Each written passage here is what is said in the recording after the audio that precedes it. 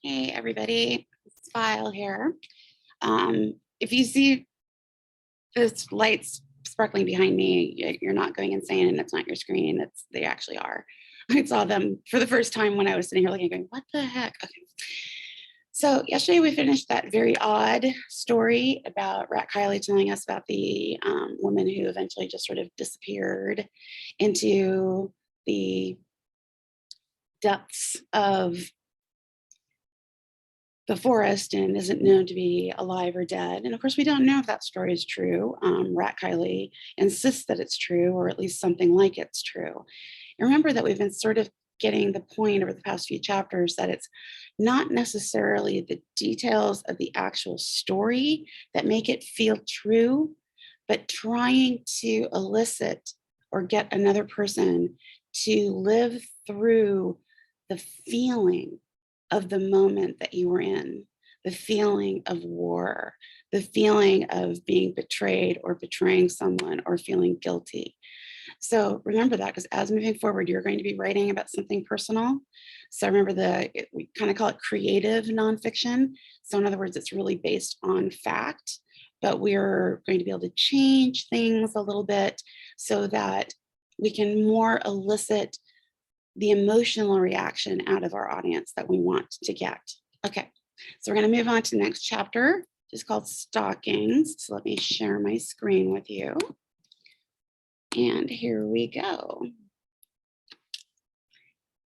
Hopefully you're seeing my screen. Okay, so, and whoops, sorry, I don't know what screen you're actually seeing, so let me stop that.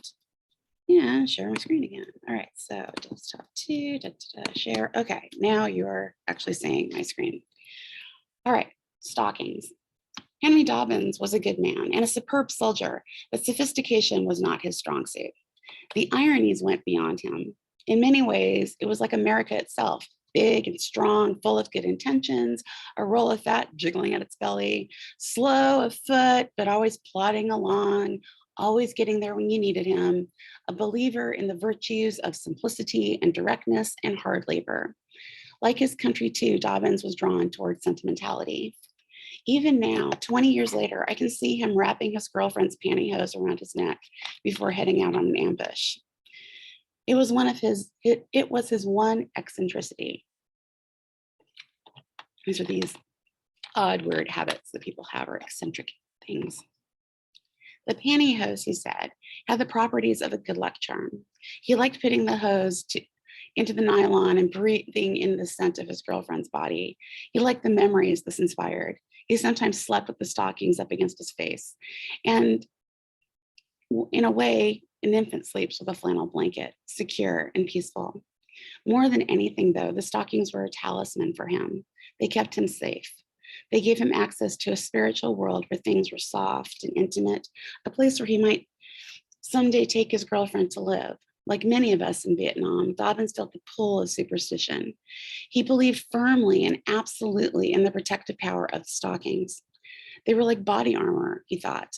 Whenever he settled up for a late night ambush, putting on our helmets and flak jackets, Henry Dobbins would make a ritual out of arranging the nylons around his neck, carefully tying a knot, draping the 2 leg sections over his shoulder.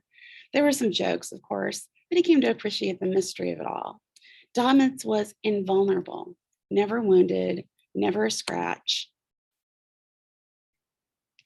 A week later, he got caught during an open fire, little fierce firefight, no cover at all. But he just slipped away the pantyhose over his nose, breathed deep, and let the magic do his work.